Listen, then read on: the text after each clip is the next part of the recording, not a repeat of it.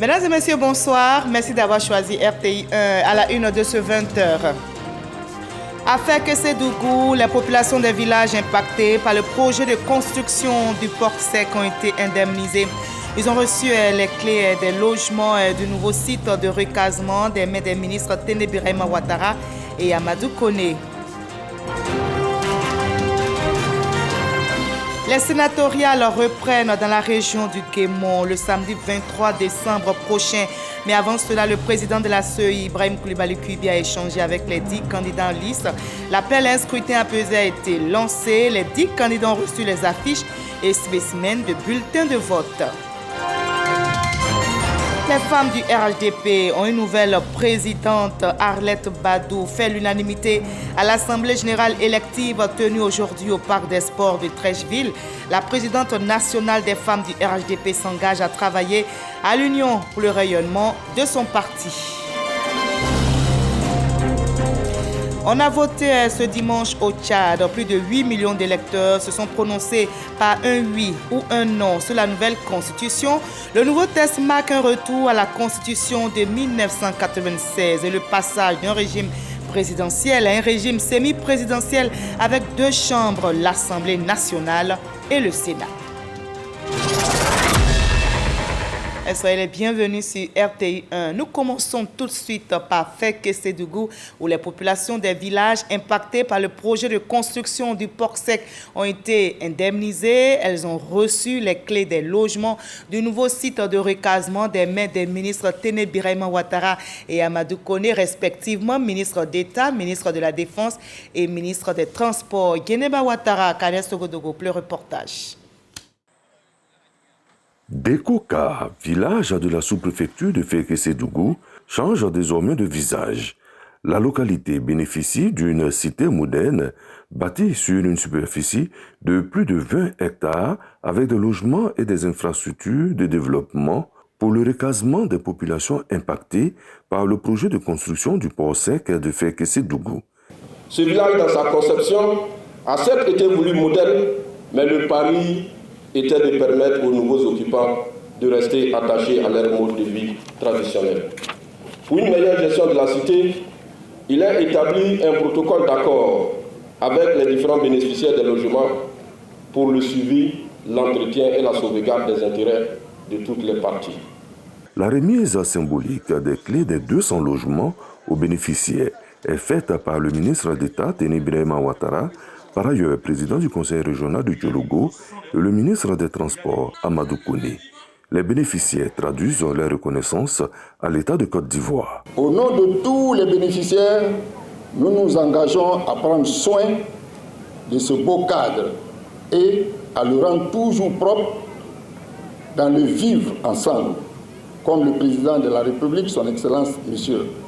Alassane Ouattara, le dit toujours. Le ministre des Transports exprime le soutien et l'engagement du gouvernement à se tenir aux côtés des populations. L'État a travaillé en étroite collaboration avec les populations pour que les personnes impactées soient traitées avec dignité et respect. La cérémonie de remise des clés des logements aux familles est une étape importante dans ce processus, car ceci montre notre engagement et notre volonté d'aider les familles à se réinstaller dans des conditions honorables et durables.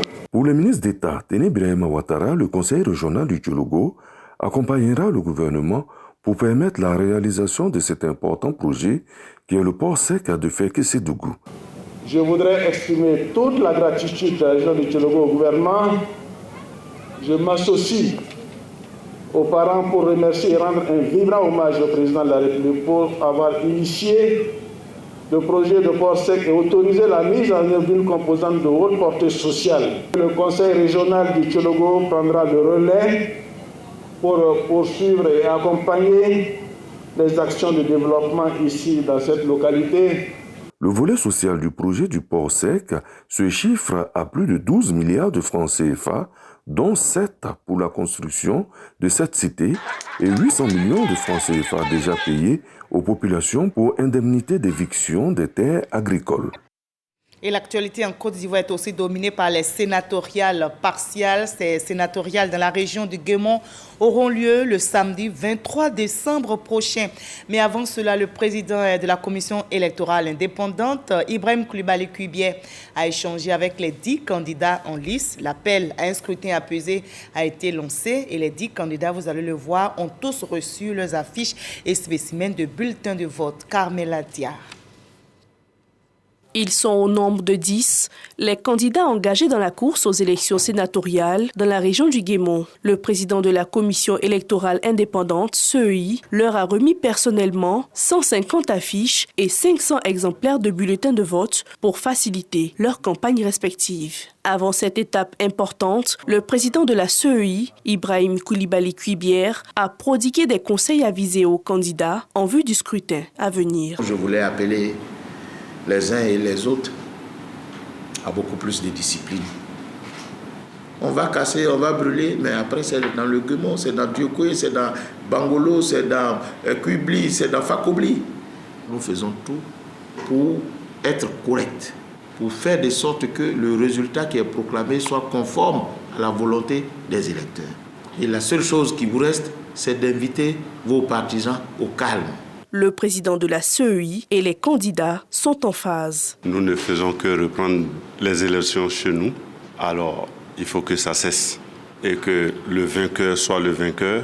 Quand il dit toujours le Guémon, on reprend les élections, ce n'est pas bon signe pour le Guémon. Et nous sommes vraiment prêts à faire comprendre à nos compatriotes que les élections, ce n'est pas la guerre. Concernant la question des stickers apposés sur les procès-verbaux, le président de la CEI a apporté des précisions. Le problème des stickers, il n'y aura plus de stickers sur les procès-verbaux.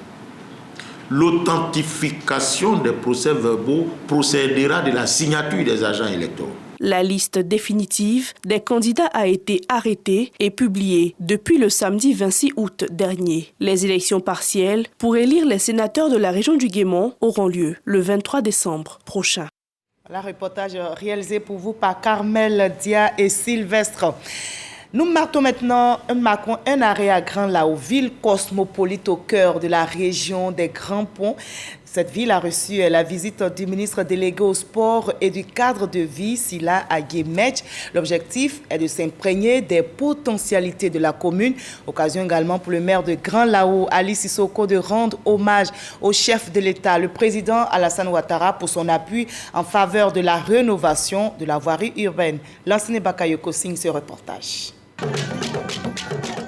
Cette visite du ministre délégué au sport et au cadre de vie à Grand-Laou avait un double objectif.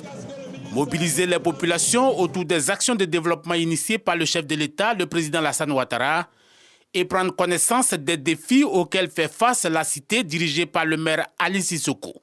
Après avoir magnifié les travaux d'entretien engagés dans la ville de Grand-Laou, Ali Sissoko a plaidé pour la relance de plusieurs autres projets en léthargie. Il s'agit notamment de l'entretien routier de Grand-Laou pour reprofilage lourd sur les axes Bakanda en passant par le Gong, Irobo, Awanou, Aouniafoutou, Dobodon et Bounou, Sefmak, Pampazin jusqu'à Chakadougou et de Toukouzou à Noumouzou jusqu'à Diateke. À ces projets s'ajoute l'urgence de la redynamisation de l'école de pêche de Brafédon, la formation des jeunes aux métiers porteurs et même la rénovation complète des infrastructures sportives, notamment le stade de Grand-Laou. Le ministre Silas Aguemech, en comptant sur la sollicitude du Premier ministre et du Président de la République, promet d'analyser avec bienveillance les doléances de la commune de Grand-Laou. Nous allons former un front pour porter nos préoccupations, nos problèmes, nos difficultés à l'attention du Premier ministre pour transmission au Président de la République. On va le faire. Nous allons organiser la CAN. Chacun doit s'approprier non seulement l'organisation, mais la réussite de cette CAN. C'est la CAN de l'hospitalité. Toutes les dispositions sont prises pour que cette CAN soit un succès. Silas Aguemech a lancé un appel pressant au cadre autour des idéaux de fraternité, de cohésion sociale, de solidarité et de paix.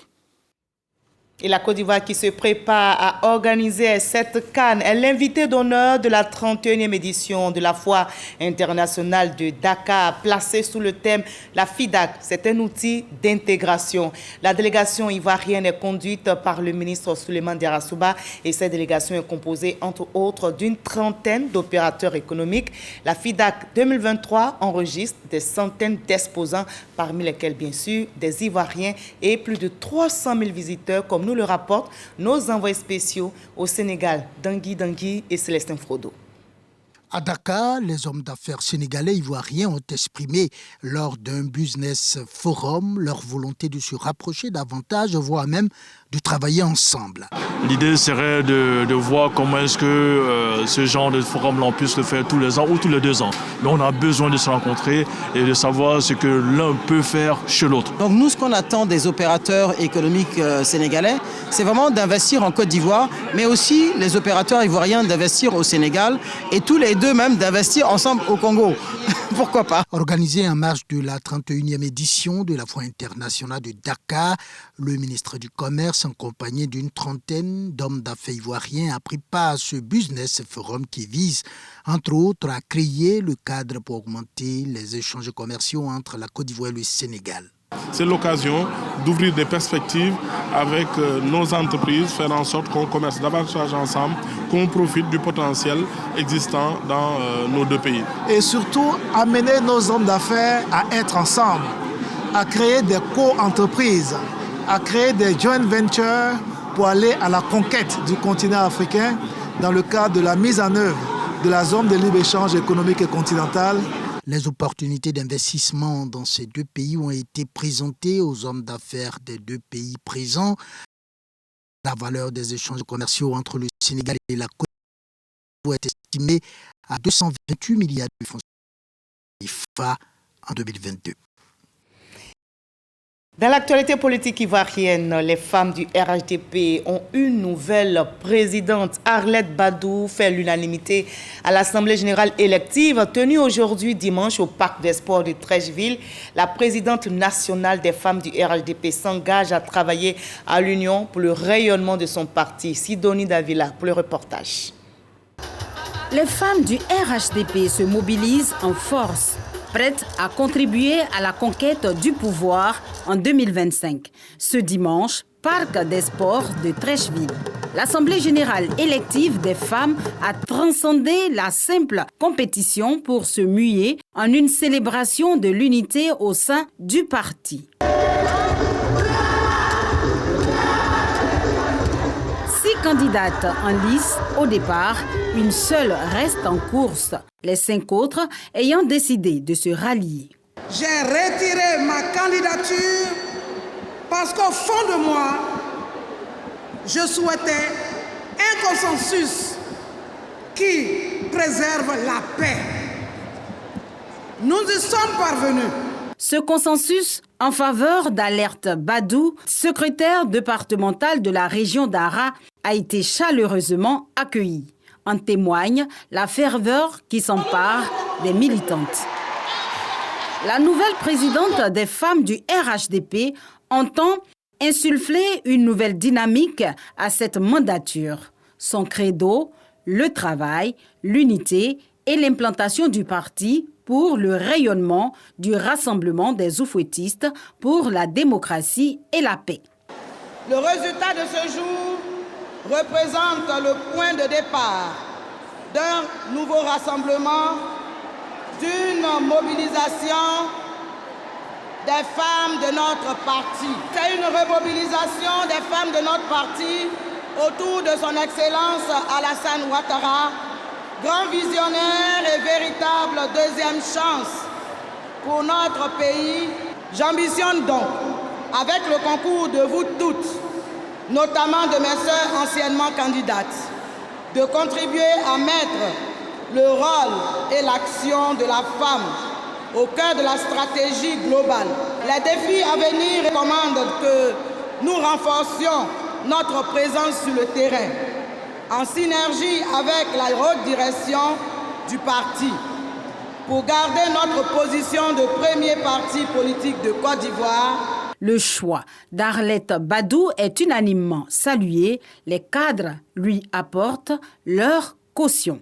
C'est là le travail d'une équipe engagée, d'une équipe volontaire, d'une équipe qui se dit qu'il était temps que nous puissions nous retrouver à l'occasion de cette Assemblée générale élective pour montrer notre affection à son Excellence, Monsieur le Président de la République, président du parti, président du RHDP, notre président, notre mentor, notre guide, le guide des femmes. Monsieur le Président du directoire, allez dire à son Excellence, Monsieur le Président du RHDP, son Excellence, Monsieur Alassane Ouattara, que la leçon qu'il nous a apprise, que cette leçon est bien assimilée par ses sœurs, par ses filles que nous sommes. Oui, que les femmes du RHDP partagent sa vision, la vision d'une Côte d'Ivoire solidaire, la vision d'une Côte d'Ivoire rassemblée, la vision d'une Côte d'Ivoire unie, avec des hommes et des femmes qui cultivent tous les jours le vivre ensemble, la fraternité, l'amour, le consensus. Merci au président Alassane Ouattara. Merci de nous indiquer la voie, mais merci à mes sœurs de suivre cette voie que le président nous indique.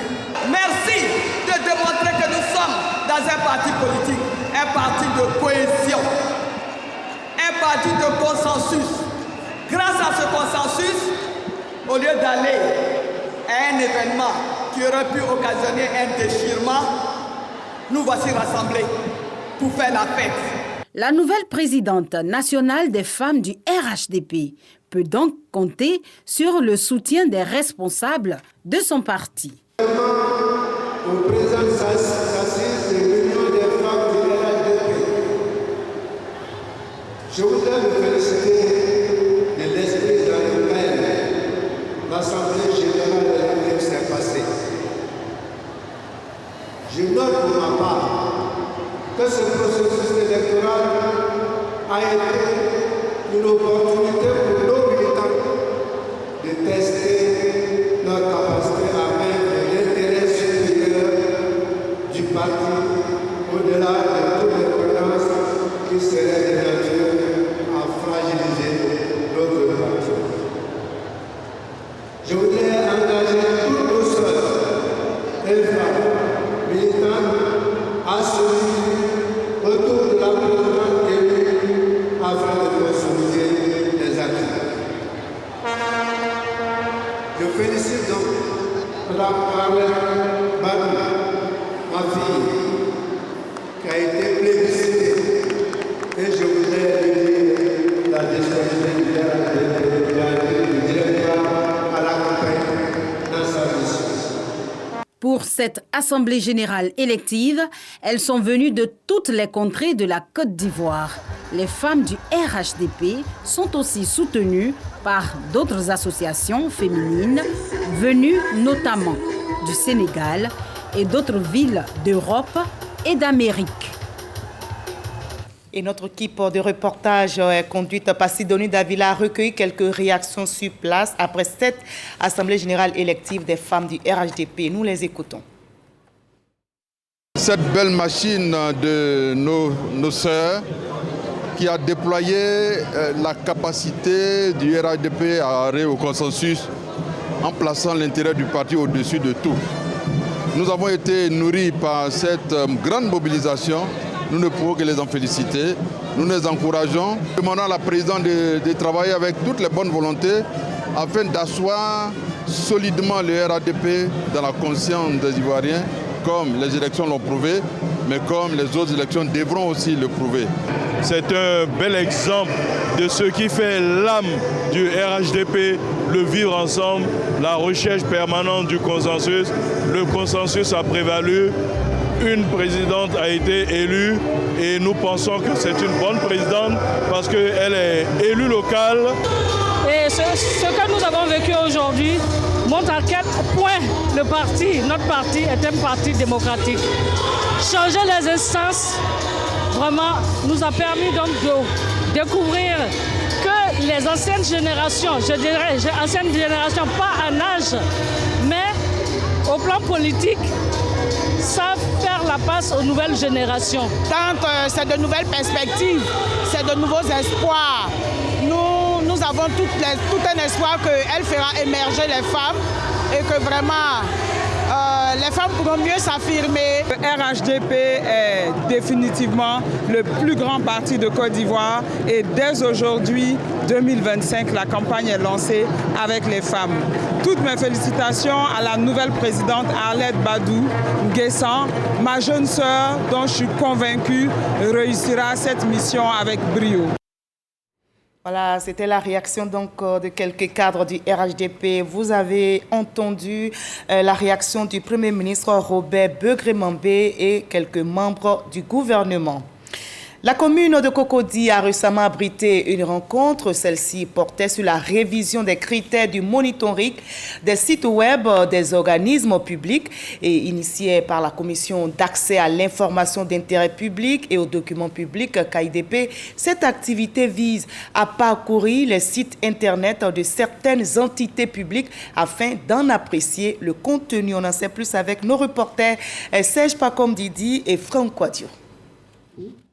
Cette activité est un atelier sur la révision des critères de monitoring des sites web des organismes publics, une initiative de la Commission d'accès à l'information d'intérêt public et aux documents publics KIDP pour sensibiliser à la transparence et à la bonne gouvernance. Ces ateliers, chers participants, visent donc à collecter des informations plus spécifiques sur les activités des organismes publics dans leurs domaines respectifs, dans le but de faciliter une analyse plus approfondie de l'impact sur la vie des citoyens des documents que diffusent ces structures. Il s'agit d'un dialogue essentiel entre les acteurs clés du secteur sur les méthodes appropriées pour répondre aux exigences croissantes de transparence et de responsabilité.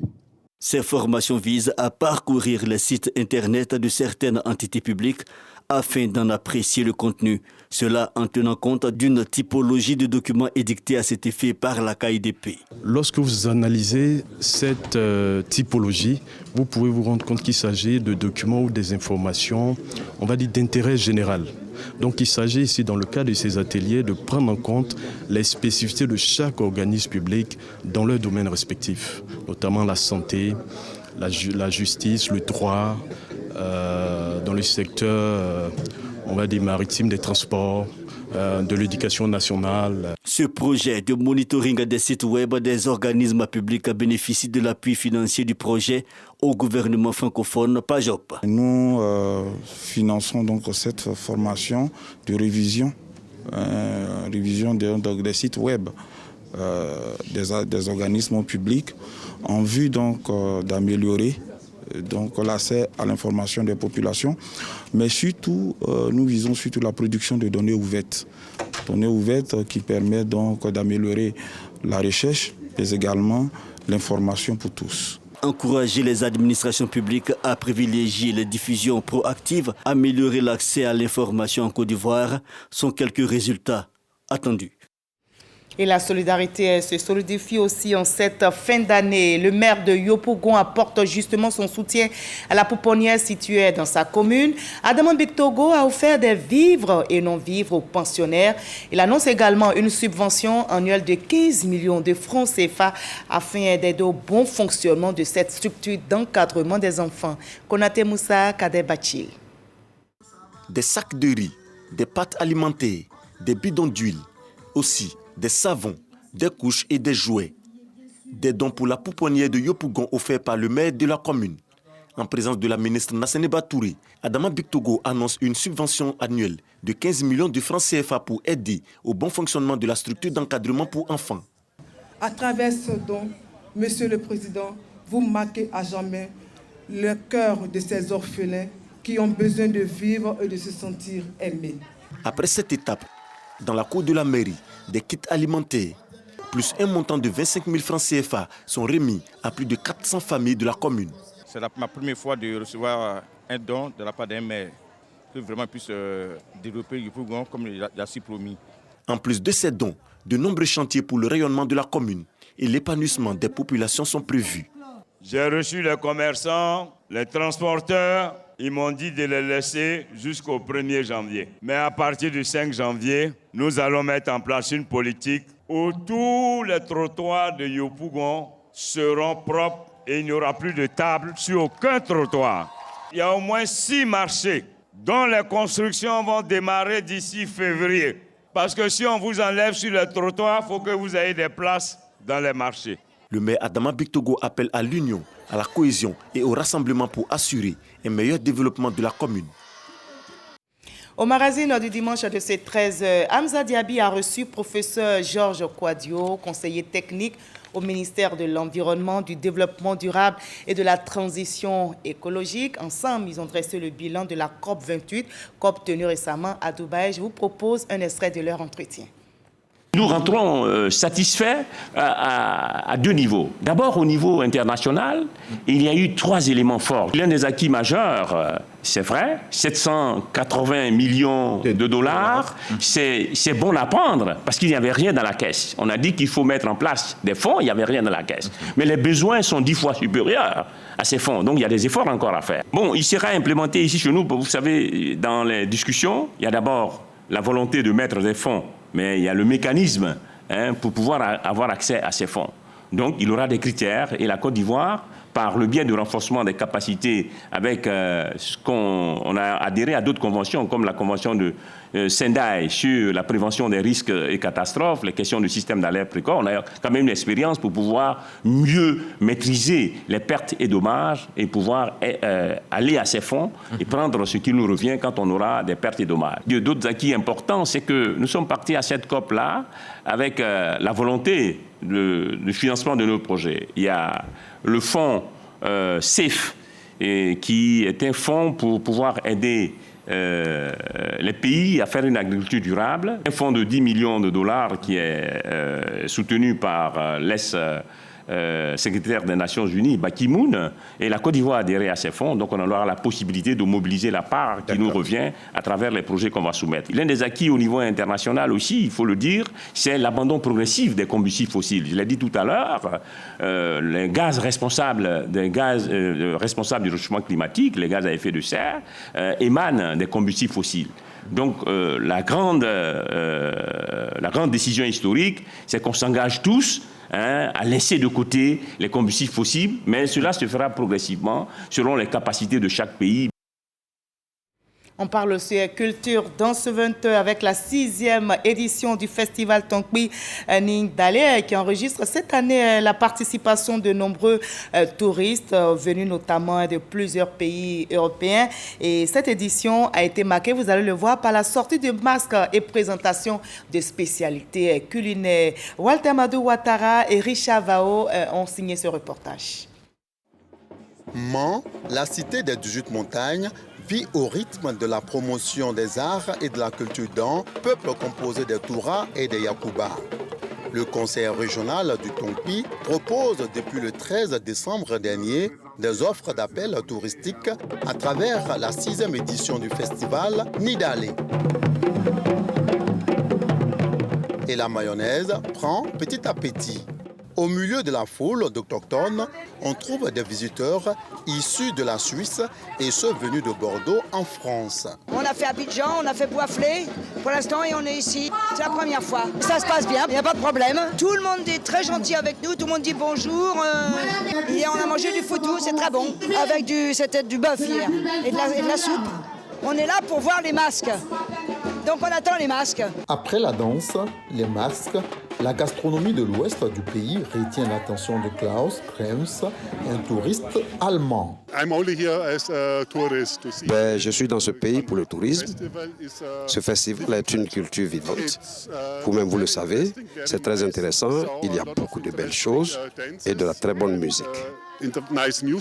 MC Côte d'Ivoire, jeune adepte de la musique rap, accompagne le touriste allemand pendant qu'il déguste un bon plat, une spécialité gastronomique Yakuba. Et c'est à travers un freestyle. Hey, ok, calme le riz avec sauce feuille. Il est fier de la Côte d'Ivoire. Ici, on est toujours enjaillé avec la RDI1, avec le PK, le blanc. Le blanc est fier de manger riz avec sauce feuille. Ici, dans ces maisons, jamais que la gamme est toujours la paix avec elle. Hey, on est fier de nous. Calme, papa, MC Côte d'Ivoire, de calme, de calme,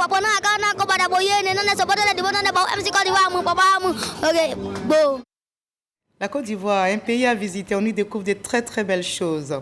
La ministre de la Culture et de la Francophonie, Françoise Remac, a procédé à l'ouverture de la 6e édition du Salon du livre pour enfants et adolescents. Notez que c'est un cadre de promotion du livre, de la lecture auprès du jeune public. Et la ministre de l'Éducation nationale, Mariatou Kone, était auprès des enfants pour les inciter à s'accrocher au livre. Le livre comme premier cadeau de Noël, pourquoi pas? C'est un véritable engouement que manifestent les tout-petits dès l'ouverture de la 6e édition du Saléa 2023, le Salon du livre pour enfants et adolescents. Aux premières heures de la matinée déjà, les stands sont envahis par les férus de lecture venus de toutes les communes d'Abidjan. Je suis venu au Salon du livre parce que j'ai remarqué que les personnes qui lisent le livre s'expriment mieux en français.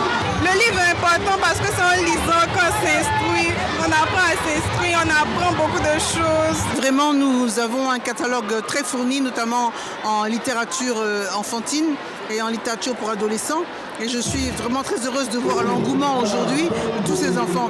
Initié par le ministère de la Culture, ce salon regroupe une vingtaine de libraires et d'éditeurs exposant une panoplie d'ouvrages.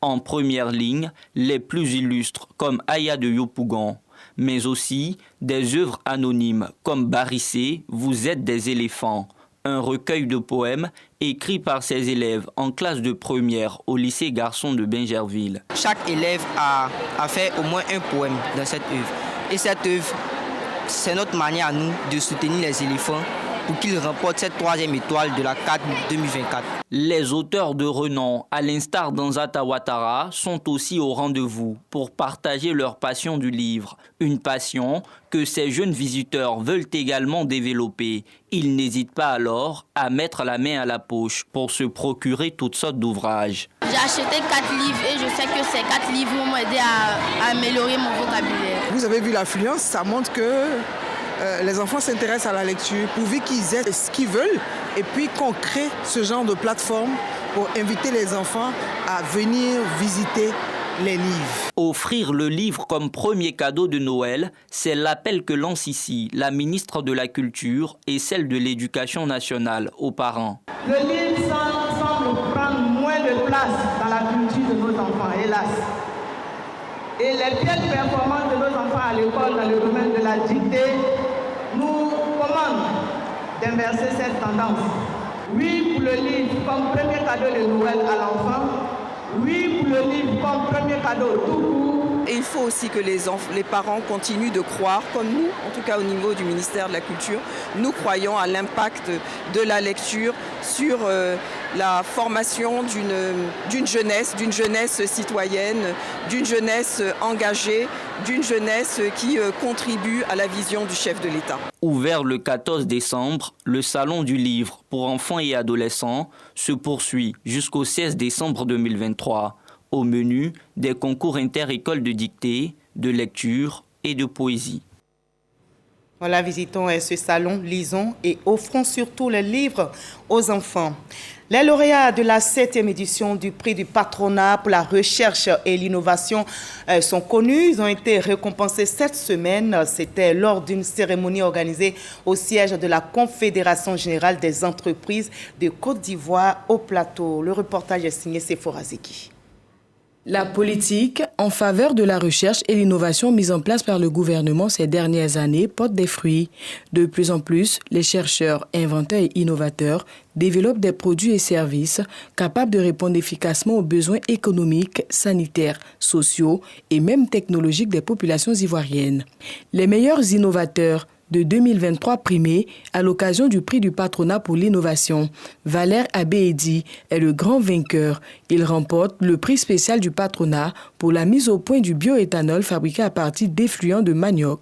Cette création est née du fait que nous rejetons énormément de déchets liquides après la transformation du manioc. Et il fallait trouver une solution pour pouvoir remédier non seulement par la valorisation, mais aussi créer une plus-value afin de participer aux activités génératrices de revenus des femmes, mais aussi avoir une santé de fer. À chaque édition, sur la base de 3 thématiques, 7 inventeurs et innovateurs sont primés pour un montant total de 31 millions de francs CFA. Ce prix est organisé pour faire la promotion des résultats issus de la recherche. Le ministre de l'Enseignement supérieur et de la Recherche scientifique présent à la cérémonie exprime sa satisfaction.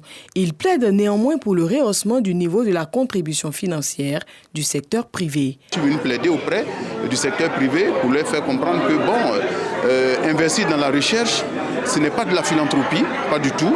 D'abord, il y a des avantages fiscaux pour les entreprises privées, c'est vrai, mais il y a aussi un retour sur investissement. Parce que comme je l'ai dit, il ne faut pas oublier qu'une étude récente de la Banque mondiale a montré que les limites dans la production des richesses de nos secteurs privés sont liées à l'insuffisance d'innovation technologique.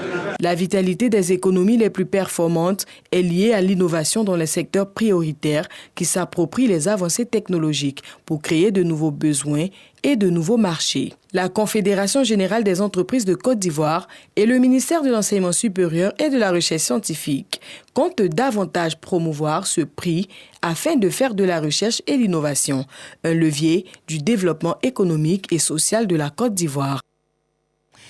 Carnet noir dans ce 20h, Keke Loyo, Christelle Flavie, l'institutrice arrachée à l'affection des siens.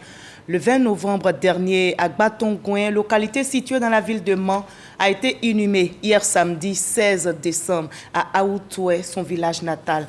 Avant la douloureuse séparation, l'institutrice et son fils assassinés ont reçu l'ultime hommage de sa famille biologique, professionnelle ainsi que du gouvernement ivoirien. On retrouve Sephora Zeki. Morgue de la commune d'Alépé, les dépouilles mortelles de Flavie Christelle Keke et Stéphane Kwame, son fils, sont portés sous le regard de parents, amis, collègues et connaissances pour leur dernier hommage en direction de Aoutoué, son village natal.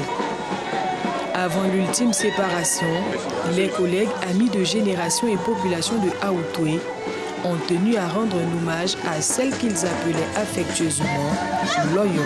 Regard perdu d'une mère, d'un conjoint, d'une fille et d'un père qui ne comprennent pas la barbarie dont a été victime leur fille, conjointe et mère Flavie Christelle Keke, institutrice en poste à Gbatongouin, dans la localité de Mans. Aoutoué est en deuil. Le mal est fait, malheureusement. Aoutoué a reçu un coup. On nous a arraché Flavie et Samuel. Institutrice depuis 7 ans aujourd'hui, c'est une collègue dévouée et acharnée au travail que le monde de l'éducation nationale ne verra plus. Sur le seuil de sa maison, notre Père t'attend et les bras de Dieu s'ouvriront pour toi.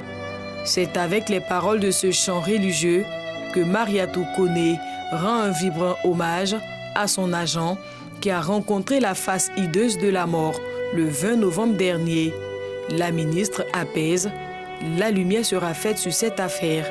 Je voudrais rassurer votre famille. Je voudrais rassurer la communauté éducative. Je voudrais rassurer la nation ivoirienne. Et ces crimes ne resteront pas impunis. Le président de la République, son Excellence Alassane Ouattara, et tout le gouvernement sont d'œuvre afin que justice soit faite. Et je vous rassure que justice sera faite au nom de ces innocentes personnes qui ont perdu la vie. Flavie Christelle Keke et Stéphane Kwame, son fils, prennent la route du cimetière du village de Aoutoué pour leur repos éternel. On va clore ce journal par le 7 sur 7 réalisé par Eric Gori.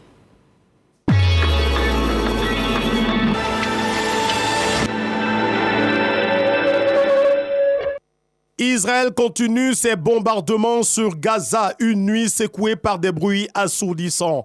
Depuis le début de cette guerre, 18 000 personnes sont mortes sur le territoire de la Palestine et 100 soldats israéliens ont été tués, 1 million de personnes déplacées. L'Assemblée générale de l'ONU vote en faveur du cessez-le-feu humanitaire à Gaza. L'ONU soutient une trêve dans ce conflit. Accord historique lors de la COP28. Les grandes puissances sont d'accord pour inverser la tendance. Elles décident à l'unanimité d'une transition du système énergétique. Vladimir Poutine s'est exprimé lors de sa conférence annuelle. Le président russe rassure du succès de ses soldats en Ukraine. Il reste ferme sur sa volonté à récupérer ce territoire. L'Union européenne soutient qu'elle va aider l'Ukraine, quoi qu'il arrive, en soutien logistique et numéraire. L'Union européenne affirme sa détermination face à l'agression russe. 4 soldats tués à Casamance, piégés par une mine anti-char. Un acte du mouvement des forces démocratiques de Casamance à l'encontre des forces de défense et de sécurité sénégalaises. Les Tchadiens votent ce jour pour une nouvelle constitution. Selon les autorités, ce vote a pour but d'être ou contre un État unitaire.